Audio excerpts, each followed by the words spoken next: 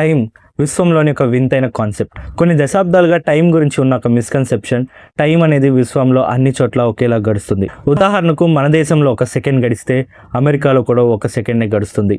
Time వేరవచ్చు, but గడిచే speed మాత్రం ఒకటే. మన భూమి అంతటా ఇలాగే ఉంటుంది. విశ్వంలో టైం ఇలాంటి రూల్స్ ఏమీ పాటించదు.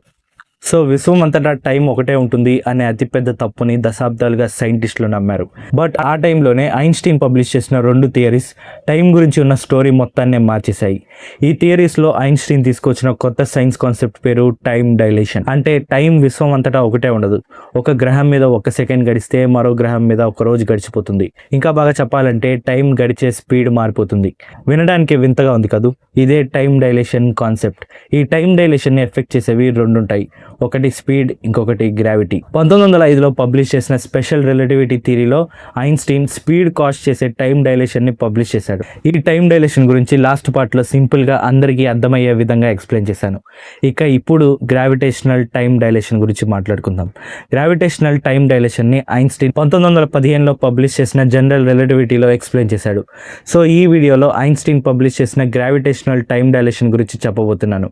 వీడియో చాలా ఇంట్రెస్టింగ్గా ఉంటుంది. సో ఎక్కడ మిస్ అవ్వకుండా చివరి వరకు చూడండి.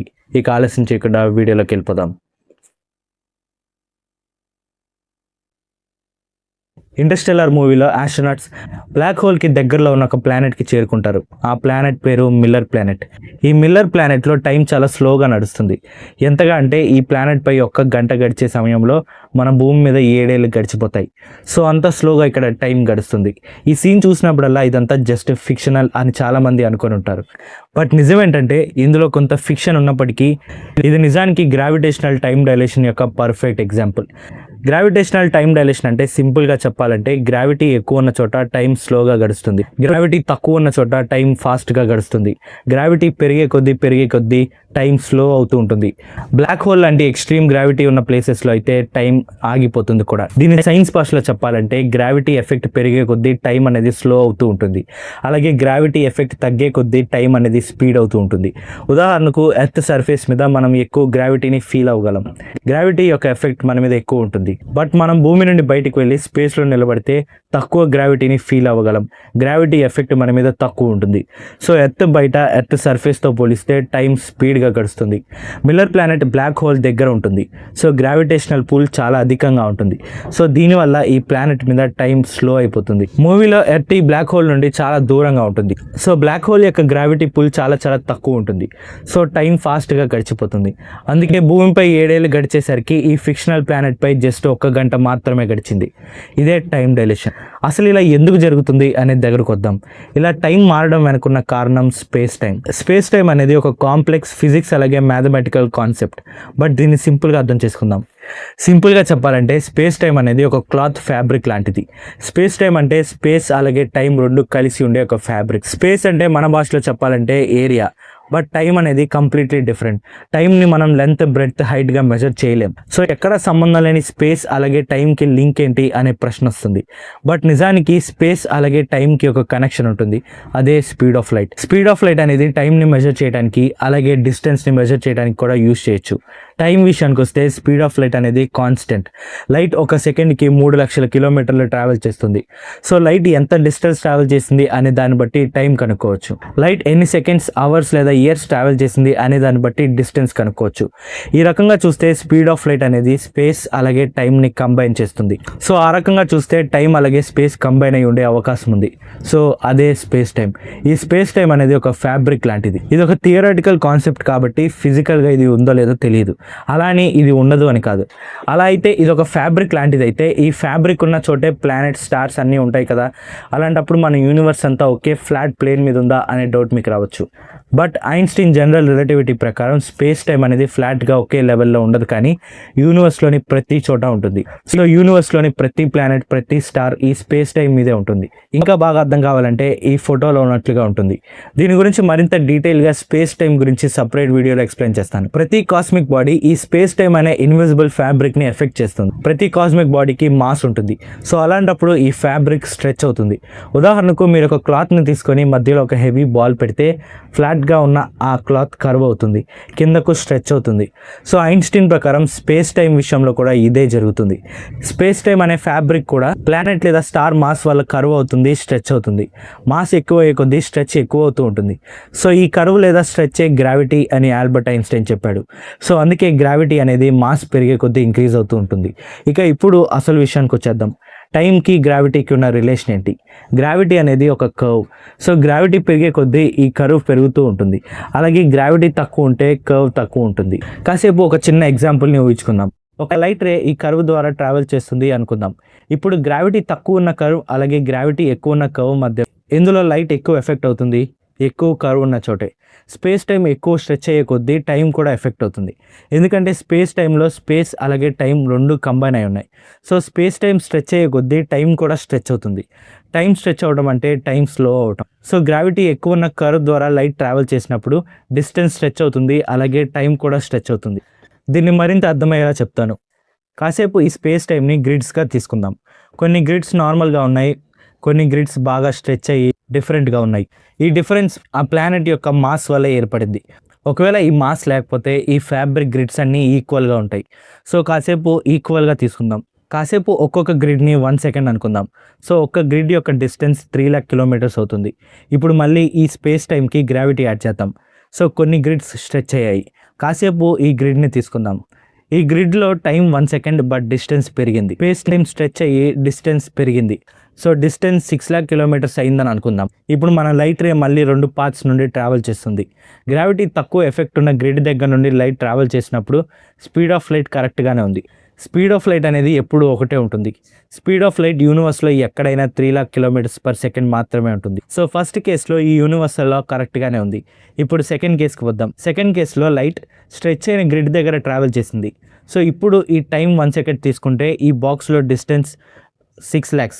సో లైట్ సెకండ్కి 6 లాక్ కిలోమీటర్స్ ట్రావెల్ చేసింది. బట్ ఇది అసాధ్యం. లైట్ అనేది ఎప్పుడు సెకండ్కి 3 లాక్ కిలోమీటర్స్ మాత్రమే ట్రావెల్ చేస్తుంది, అంతకంటే ఎక్కువ ట్రావెల్ చేయదు. సో ఈ ఎర్రర్ని కరెక్ట్ చేయడానికి టైం అనేది స్లో అవుతుంది. బట్ ఇది బయట ఉన్న వేరే గ్రిడ్తో కంపేర్ చేసినప్పుడు మాత్రమే తెలుస్తుంది. సో ఇప్పుడు స్ట్రెచ్ అయిన ఈ గ్రిడ్లో 1 సెకండ్ టైం గడిచేలోపు బయట ఉన్న గ్రిడ్లో 2 సెకండ్స్ గడుస్తాయి. సో ఈ రకంగా చూసినప్పుడు సెకండ్ గ్రిడ్లోని లైట్ స్పీడ్ ఫస్ట్ గ్రిడ్లోని టైంతో కంపేర్ చేసినప్పుడు కరెక్ట్ అవుతుంది. సో ఆ రకంగా స్పీడ్ ఆఫ్ లైట్ని కరెక్ట్గా ఉంచడానికి టైం అనేది స్లో అవుతుంది. సో అందుకనే ఈ స్ట్రెచ్ అయిన గ్రిడ్లో టైం స్లో అయింది. ఈ కర్వ్ పాత్లో ఇలా ట్రావెల్ చేసే కొద్దీ టైం ఇంకా స్లో అవుతూ ఉంటుంది. ఈ కర్వ్ పాత్లో ట్రావెల్ చేసిన ప్రతి ఆబ్జెక్ట్కి టైం స్లో అవుతుంది. గ్రావిటీ ఎంత ఎక్కువ ఉంటే టైం అంత ఎక్కువ స్లో అవుతుంది. గ్రావిటీ ఎఫెక్ట్ ఎంత తక్కువ ఉంటే అంత ఫాస్ట్ అవుతుంది. సో అందుకే లైట్ ఎక్కువ గ్రావిటీ ఉన్న ఆబ్జెక్ట్స్ దగ్గర స్లోగా ట్రావెల్ చేస్తున్నట్లు బయట నుండి కనిపిస్తుంది. బట్ ఇక్కడే ఒక మ్యాజిక్ ఉంది. ఈ లైట్ బయట నుండి చూసేవారికే స్లోగా కనిపిస్తుంది. బట్ ఈ టైం డైలేషన్ని ఆ లైట్ ఫీల్ అవ్వదు. దీన్ని అర్థం చేసుకోవడానికి మళ్ళీ ఇంటర్స్టెల్లార్ ఎగ్జాంపుల్ దగ్గరకు వద్దాం. ఇంటర్స్టెల్లార్ మూవీలో మిల్లర్ అనే ఫిక్షనల్ ప్లానెట్ మీద గ్రావిటీ ఎఫెక్ట్ ఎక్కువ ఉండడం అలాగే ఎర్త్ మీద తక్కువ ఉండడం వల్ల ఇక్కడ టైం స్లోగా గడుస్తుంది. అదే ఎర్త్ విషయానికి వస్తే ఎర్త్ మీద బ్లాక్ హోల్ గ్రావిటీ ఎఫెక్ట్ తక్కువ ఉంది కాబట్టి టైం ఫాస్ట్గా గడిచిపోయి 21 years గడిచిపోయింది. ఇక్కడే ట్విస్ట్ ఉంది. టైం అనేది యూనివర్సల్ కాదు, రిలేటివ్.